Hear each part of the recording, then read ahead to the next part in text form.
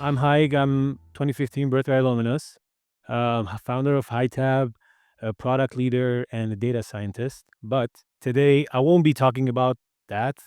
I will be talking about taking a chance on people. It was 2013, and I had just arrived to Armenia as a new refugee from Syria, a time when finding Yerevan a home felt like a dream. But beneath the surface of that romanticized idea of living in my hide and seek, I was locked in the perpetual cycle of proving myself. Yes, I had 3 jobs, full-time university, and 6 roommates. And here I was at the kitchen table at 2 a.m., filling out my Birthright application, writing my cover letter with my broken English, and applied to Birthright. Why are you here? Why do you want to do Birthright Armenia when you already live in Armenia? What could you possibly gain from this? Um, Here's all I knew. I knew I needed to see Armenia, but not through the lens of a survivor. I needed to see Armenia as means to ignite my inner potential. So I told him I needed a change and that I needed him to take a chance on me. Today, I'd like to share a principle that has profoundly influenced my life: the importance of believing in others without requiring the proof of their potential. Unfortunately, our world often operates on proof first basis. Degrees, resumes, and past achievements become the gatekeepers to opportunity. But what about the unproven? Those with hidden talent waiting to be unleashed. And just because Sevan took me for my word, I wrapped up my volunteering at Pixart, landing my first real job, and starting my career in tech. But most importantly, I met the love of my life, my wife, Christina. Our country has seen waves of displaced people come in and out of the country, with the most recent one of our people from Artsakh. My story is just one in thousands. So next time you meet a potential business partner, co-founder, or a team member, remember this. These people don't have time to prove themselves before they can show their true potential. They need someone to believe in them now. So taking that chance could be the beginning of something extraordinary. So be the catalyst for their success, and together we can create a community where belief and opportunity go hand in hand. Thank you.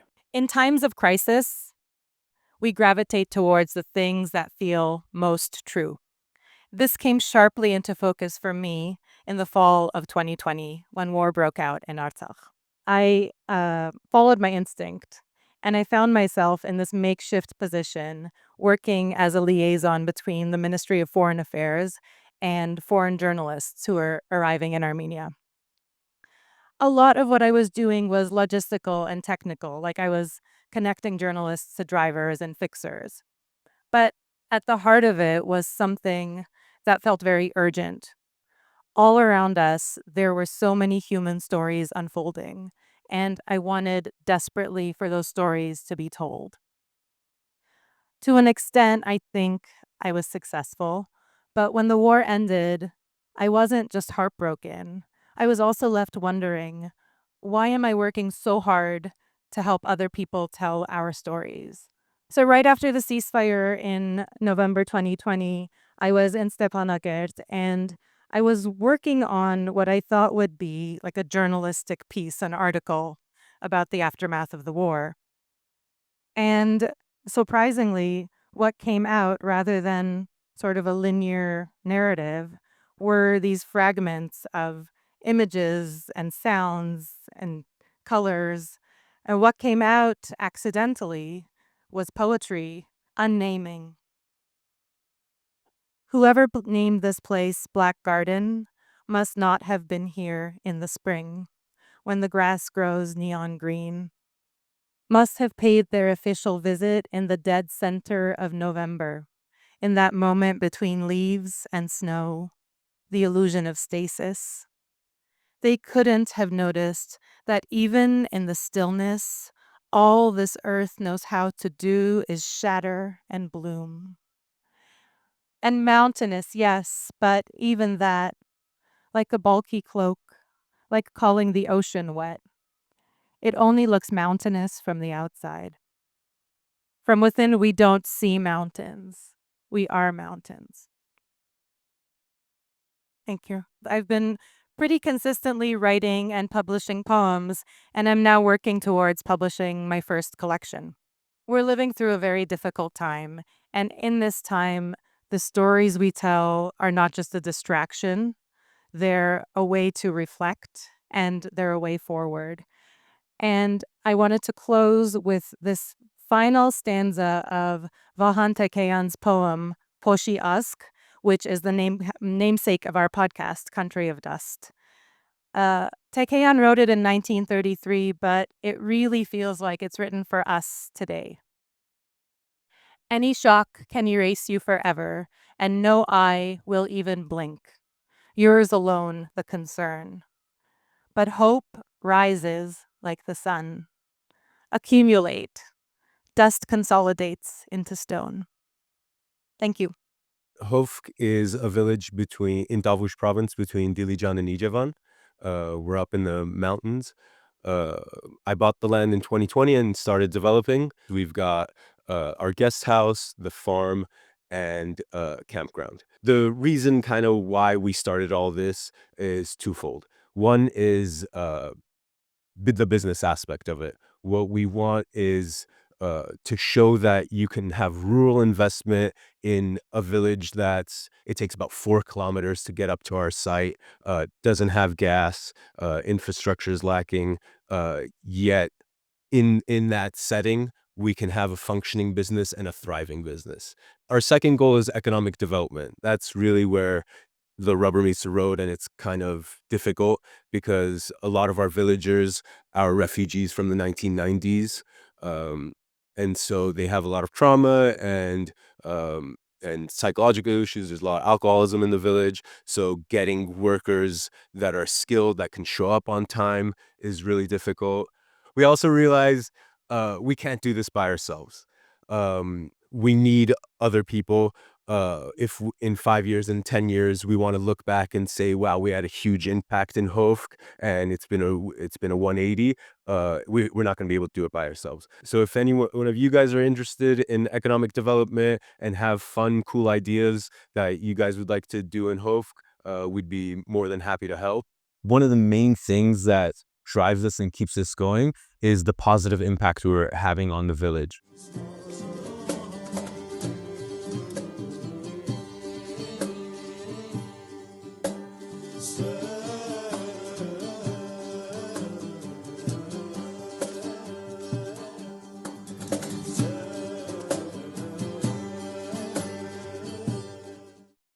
In preparing for this talk, as I stared at a blank page for many hours and watched many TED Talks in the car and at work and while cleaning my room, trying to figure out what my story is, or at least how I can succinctly convey it to you, I prompted myself to reflect upon whether there has been any pattern in my life thus far that I can discern.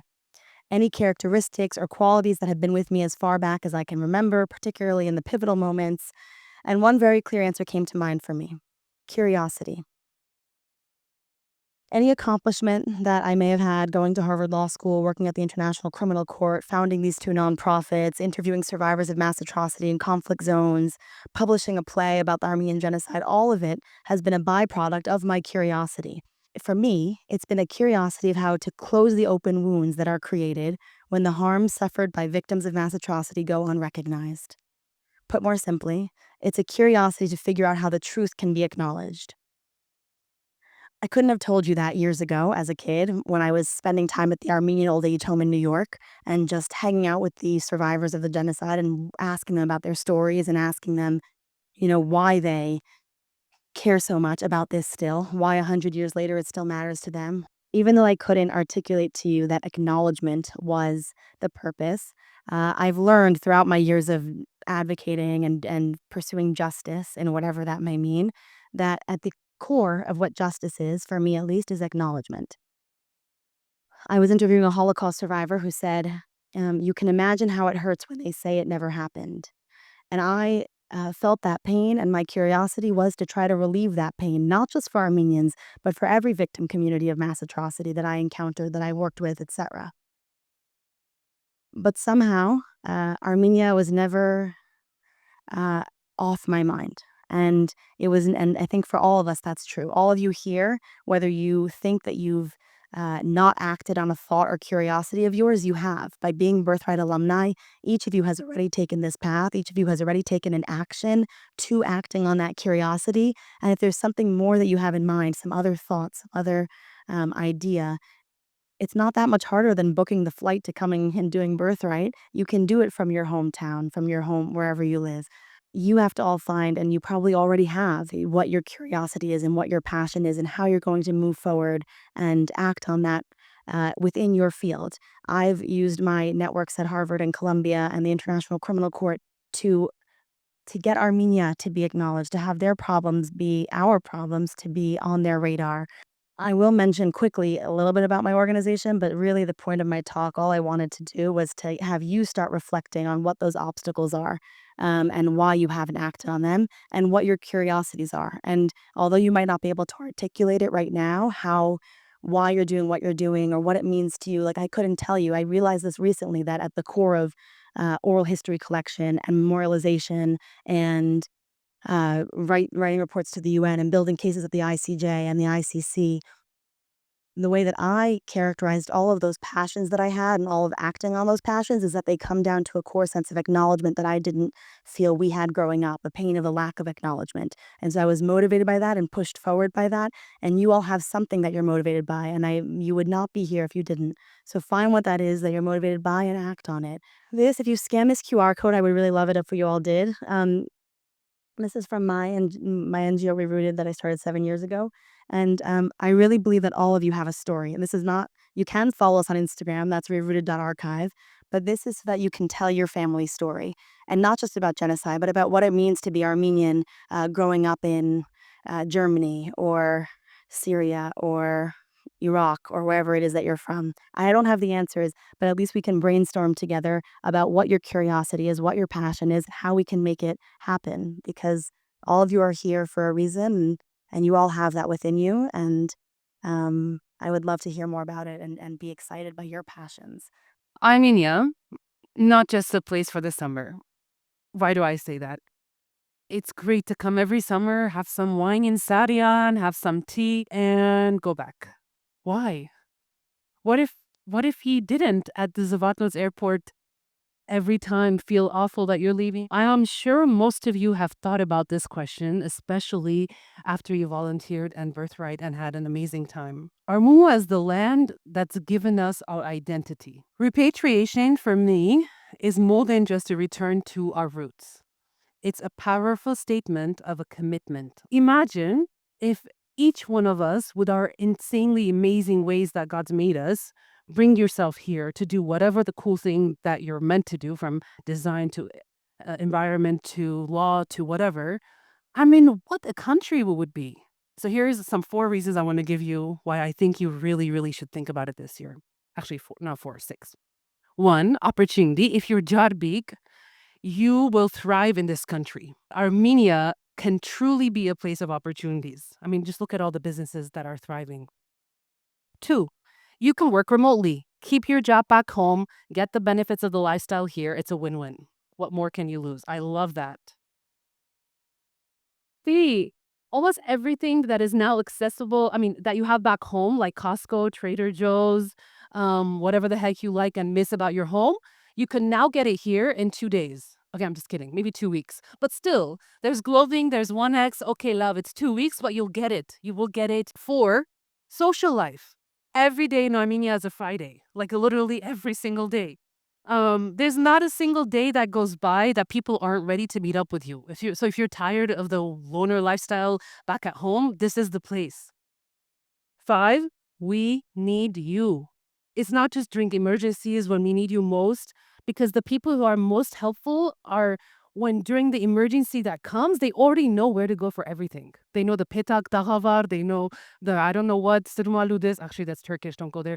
They know exactly where to get, who to go to, etc., and then it's just boom, it's flowing because they already know the ins and outs. So staying here offers that chance to help more even during the emergency stuff. Okay, 6, and lastly, I'm almost done. I know you guys are waiting. Marriage, family. Whether you're looking to get married or you're already married with kids, there are not enough people who are ready to set you up on a monthly basis. Forget Tinder, we got Dadiks. The swiping is done already for you. All you got to do is accept. Talk about Tinder Premium for free. But in all seriousness, this is a great place to start and make a family. To wrap up, I urge you to consider repatriation not as a sacrifice, but as a fulfilling journey for yourself. Stop thinking you're going to come save the country, but it's something that's going to change you. And then as a result, together, we can do so much. I used to think America was the land of opportunities. That's why I moved there when I was 15 from Lebanon. Okay, love, after 15 years of living there, working there, you name it, getting the money that I wanted, all the stuff that you check, though, there comes a point where you just feel, what am I doing? So in September 26, 2020, God called me to Armenia. You might not believe it. And the day I moved, the war started. Guys, we didn't talk about it today. We freaking lost Artsakh. Like, we lost Artsakh. Can we just pause for a second and reflect that, like, we can no longer, as a community, go to Shushi Tasaro's house? 2 years ago, we were sitting on Birthright, and I'll wrap up, and a guy came, I forget his name, he was geopolitician, and he said, we're going to lose Artsakh in a year. In a few years, we will lose Armenia with the current state that we're in. And I remember our entire Birthright office being like, whoa, well, a year later, we lost Artsakh, and now we're another existential crisis. Yes, how could you repatriating change that? To be honest, I don't know. I don't know what the heck I'm doing here most days. But I do know that collectively we will figure it out. Collectively, we will figure out what Armenia needs at the moment that it needs it. So don't just think of Armenia as your summer, think of it as your forever. Thank you. As a alum from nearly 20 years ago, and as a very recent Armenian Volunteer Corps participant, there is an event that you likely recall. It was an outage of the internet of Armenia caused by a pensioner in Georgia. Quite literally, a grandmother was scavenging for copper and disrupted the data pipe. Armenia to this day has such a fragile internet connectivity. Now, as we consider what depends on internet access, there is the various initiatives and projects we have. There is also a set of rising unicorns that depend on internet access. A unicorn is a company that goes from a very small team into $1 billion of enterprise value. Now, this is important for Armenia's security because such companies can help us triple the economy. Armenia's current economic size is 25 billion. The neighbor to the east is at 75 billion. All this to say, whether it is the functioning of the economy, the defense of the country, we need ways to secure the internet. In terms of my work as a venture capitalist, we look to find science-based ventures and support them in foundational ways.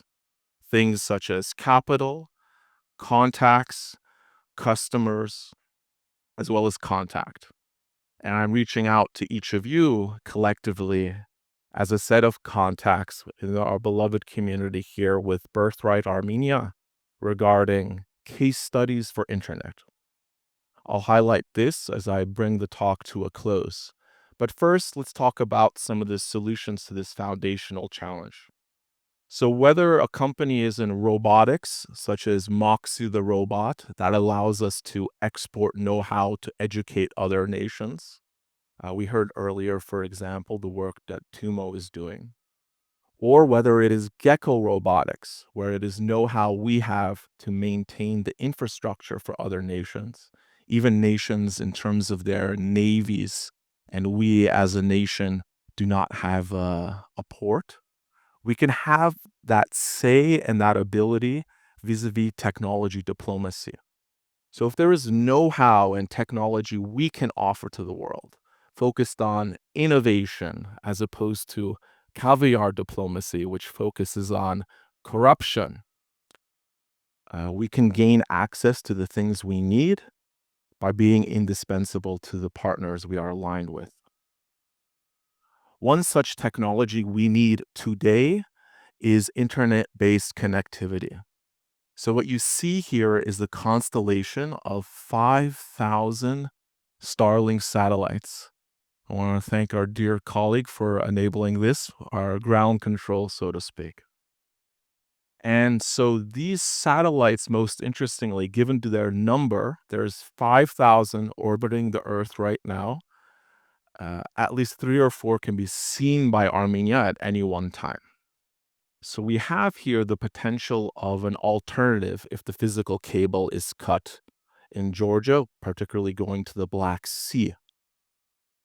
Now, in terms of how the technology works, you have the Starlink satellites, which is the leading provider of low Earth orbit communications, at approximate height of 500 kilometers. While previous systems, a geostationary satellite, will be on the order of 50,000 kilometers.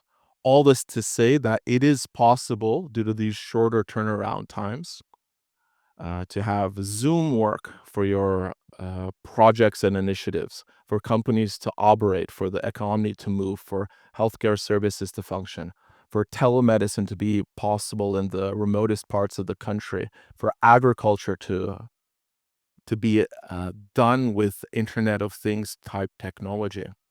And so right now, what I want to alert you to is there is 100 countries that have access to this technology, yet Armenia does not. What remains to put Armenia on this map in terms of access is release of the spectrum from the regulatory body here, as well as a collective demand for use. So I invite you to reach out. If you have a compelling case study or use case regarding what would a strategic backup of internet would mean for your organization, what that outage would mean for your organization, would love to hear that.